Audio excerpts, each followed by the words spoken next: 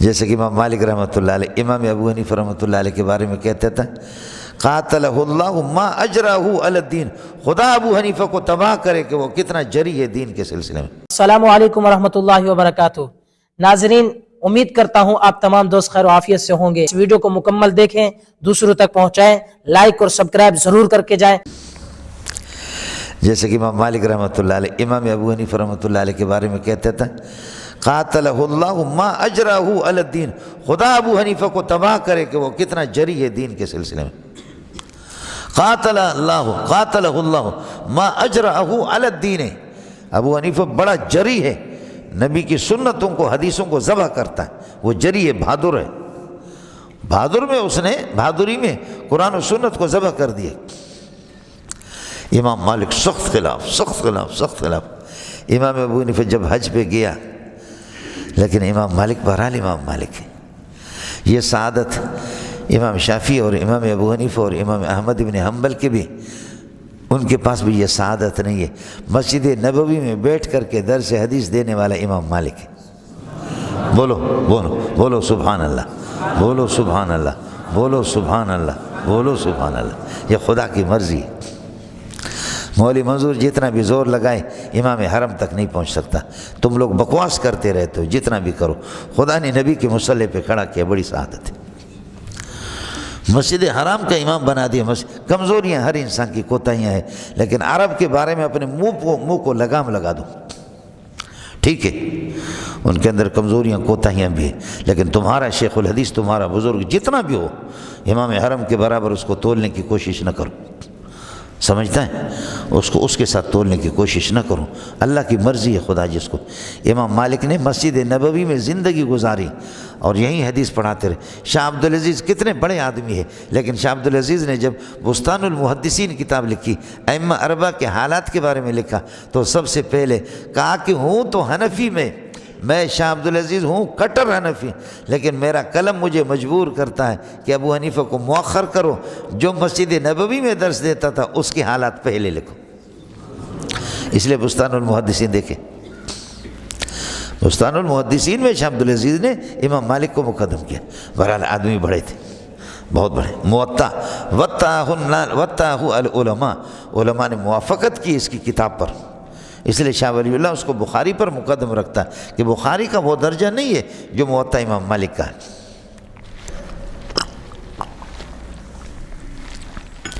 امام ابو حنیفہ تو ابو حنیفہ ہے۔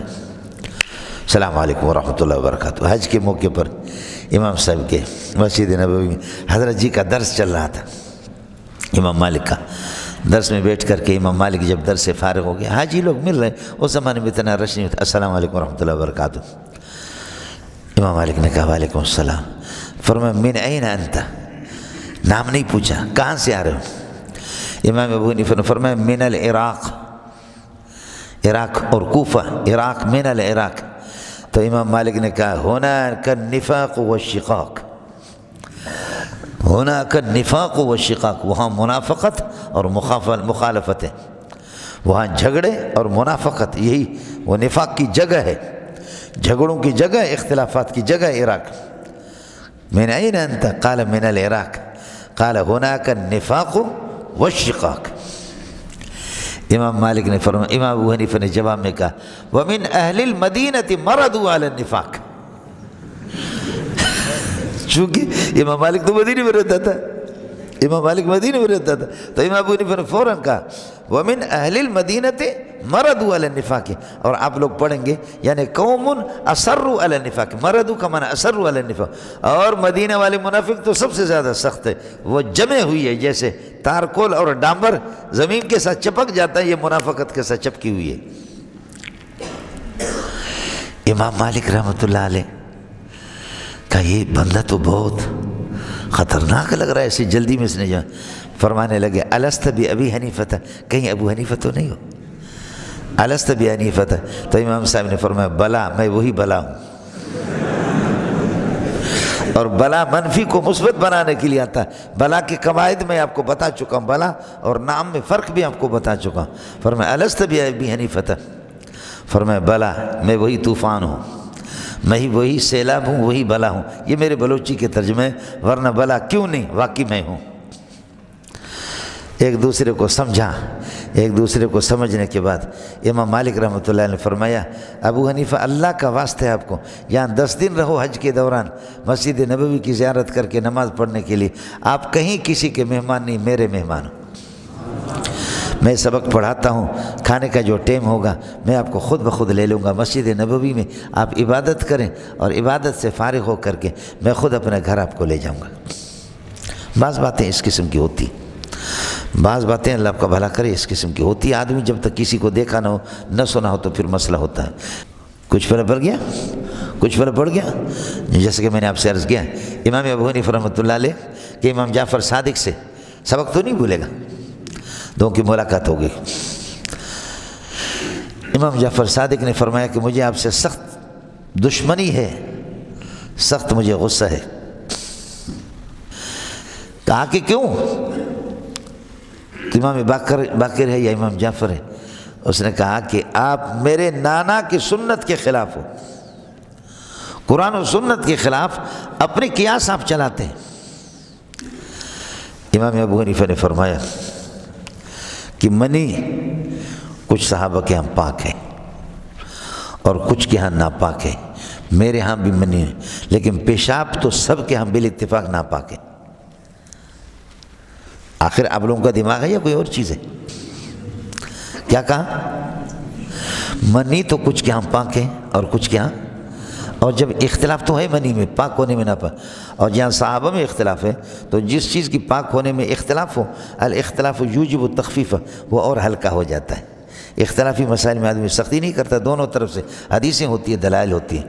آپ کو بات سمجھ میں آ گئی؟ فرمایا کہ منی کی طہارت اور عدم طہارت میں تو اختلاف ہے، لیکن پیشاب بالاتفاق ناپاک ہے، اس کو کسی نے پاک نہیں کہا۔ اب ابو حنیفہ کی بات سن لینا۔ امام ابو حنیفہ رحمۃ اللہ نے فرمایا کہ اگر میں عقل چلاتا نا تو پیشاب بالاتفاق ناپاک ہے، تو خروج البول کی صورت میں میں کہتا پیشاب جب خارج ہو جائے تو اس سے غسل واجب ہو، اور خروج منی کی صورت میں صرف وضو واجب ہو۔ اگر میری عقل کی بات مانتے ہو نا تو بول تو بالاتفاق ناپاک ہے، تو میں کہتا خروج البول کی صورت میں غسل واجب ہو اور خروج منی کی صورت میں صرف وضو واجب ہو۔ اس کا جواب آپ کے پاس کیا ہے؟ اگر عقل میں چلاتا نا ابو حنیفہ، اور اگر میں عقل چلاتا تو میں آپ سے یہ کہتا کہ لڑکی کمزور ہے اس کو 2 حصہ دے دو، لڑکا کمانے کے قابل ہے اس کو 1 حصہ دے دو۔